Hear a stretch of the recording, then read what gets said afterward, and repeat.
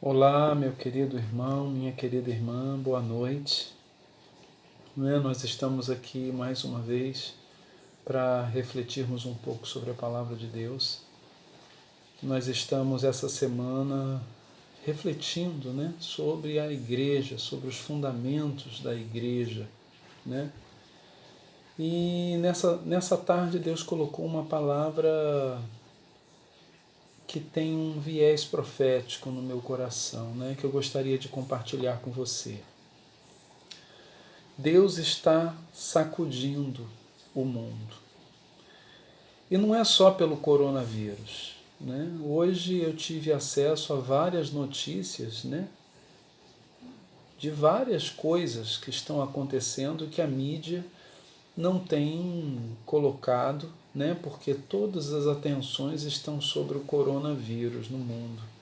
Mas você sabia que existem enchentes acontecendo no Nordeste? Que houveram enchentes em Pernambuco, Recife. Teve um lugar chamado Serra da Laranjeira, que houve uma tromba d'água que destruiu completamente o lugar. Nós temos inundações no Iraque, na Arábia Saudita. Tudo isso agora, recentemente. Nós tivemos um tornado gêmeo na capital croata, um terremoto na capital croata de 5,3 na escala Richter. E esse tornado foi sentido até no sul da Áustria, esse terremoto foi sentido. Nós tivemos terremoto na Colômbia também. Tivemos 2 tornados gêmeos em Marrocos. Então, a terra, Deus está sacudindo a terra. Deus está sacudindo. E me veio essa passagem aqui em Isaías 24, que diz assim: eis que o Senhor esvazia a terra e a desola, transforma a sua superfície e dispersa seus moradores. No versículo 4 de Isaías 24 diz assim: a terra pranteia e se murcha, enfraquecem os mais altos dos povos da terra. Será como a sacudidura das oliveiras, quando sacode a oliveira assim, para cair mesmo. Então, Deus está sacudindo a terra e está sacudindo a sua igreja também. Não é? É importante que nós entendamos, que todas essas coisas têm afetado a igreja também. Aqui no Brasil, especialmente, nos lugares do mundo, as igrejas estão fechadas, os templos estão fechados, E é por isso que é importante que nesse momento nós entendamos realmente qual é o propósito, vamos dizer, essencial, a essência do propósito de Deus para a sua igreja. E nós começamos a refletir sobre Mateus 13, 19. E nós vimos que o primeiro fundamento da igreja é o próprio Cristo. Pedro respondeu a um questionamento de Jesus: tu és o Cristo, Filho do Deus vivo. E Jesus falou para Pedro: Pedro, sobre esta verdade aí que você acaba de dizer, inspirado pelo Espírito Santo, sobre essa verdade eu vou edificar a minha igreja. Não é?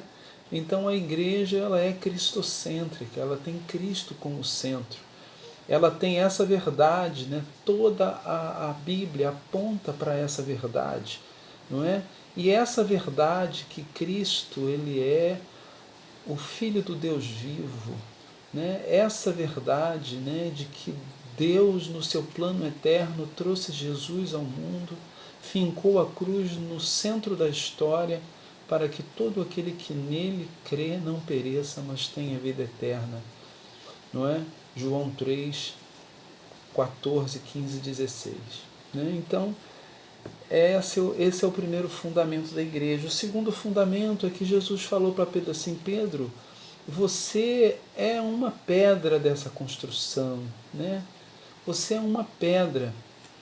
E lá em Mateus, lá em Mateus 21, Em Mateus 21:42 fala que Jesus é a pedra angular, é a pedra de esquina, é a pedra principal.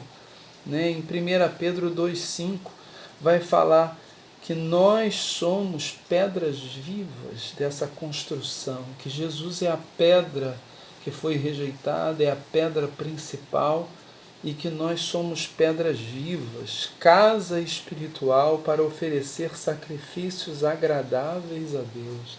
Né? Então, Deus está edificando uma casa espiritual. E qual é o propósito dessa casa? Oferecer sacrifícios agradáveis a Deus. Né? Eu, às vezes, fico vendo, né, o quanto que a igreja, muitas vezes, oferece sacrifícios tolos a Deus. Não é? Às vezes, Jesus fala em Mateus 9,13, aprendei o que significa misericórdia quero e não sacrifícios. Né? Então, qual é o sacrifício que Deus deseja da sua igreja? Né? Às vezes nós fazemos tantas coisas sacrificiais, né? Mas qual é o sacrifício que Deus deseja ver na sua igreja? É o sacrifício de um caráter misericordioso, né? É o sacrifício de ter o caráter de Cristo transparente, né? E aí Jesus termina essa palavra aqui dizendo que ele não veio chamar justos, mas pecadores ao arrependimento, né? Às vezes batemos no nosso peito, né? Desprezamos o outro, porque afinal de contas nós somos justos, temos uma teologia reformada, né? E às vezes toda essa arrogância, isso soa muito arrogantemente aos olhos de Deus, né? Às vezes um pecador arrependido, consciente da sua miséria, faz coisas muito mais inteligentes aos olhos de Deus, né? Então, eu acho que a igreja do Senhor tem que baixar a bola, né? A igreja do Senhor precisa nesse momento agora se humilhar, não é? O apóstolo Paulo fala de uma definição, né, de que a igreja é o corpo de Cristo, né? Esse corpo de Cristo, ele é solidário, ele é ele é ele é ele não é personalista, né? Cada um conhece o seu lugar, a sua função dentro do corpo, não é? Ele honra, ele sofre com aqueles que sofrem e é honrado e honra e se alegra com aqueles que são honrados, não é verdade? Eu queria terminar essa reflexão dizendo a você, falando para você Ageu 2,6, que diz assim: ainda uma vez abalarei o céu e a terra, o mar e a terra seca. Farei abalar todas as nações e encherei de glória esta casa. A glória da última casa será maior do que a da primeira. Que coisa maravilhosa, não é o que o Senhor está querendo fazer na sua igreja, né? Ele está fazendo todas as coisas serem abaladas. E ele está dizendo que a glória desta segunda casa, a glória da igreja, às vezes olhamos para a igreja primitiva e sentimos inveja da igreja primitiva no bom sentido, né? Mas o que Deus está dizendo aqui pelo Espírito Santo é que ele vai fazer algo novo na igreja, não é? E a glória dessa segunda igreja que Deus está levantando vai ser maior do que a glória da primeira, né? Nós ainda vamos falar no próximo vídeo sobre o fundamento 3, que Jesus fala, as portas do inferno não vão prevalecer contra essa igreja, não é? Porque aquilo que você ligar na terra terá sido ligado nos céus, e que você desligar na terra terá sido desligado nos céus. Então nós estaremos falando sobre uma função de governo que Deus deu à sua igreja. Meu querido, minha querida, que Deus abençoe, né? Deus nos abençoe, e um abraço carinhoso.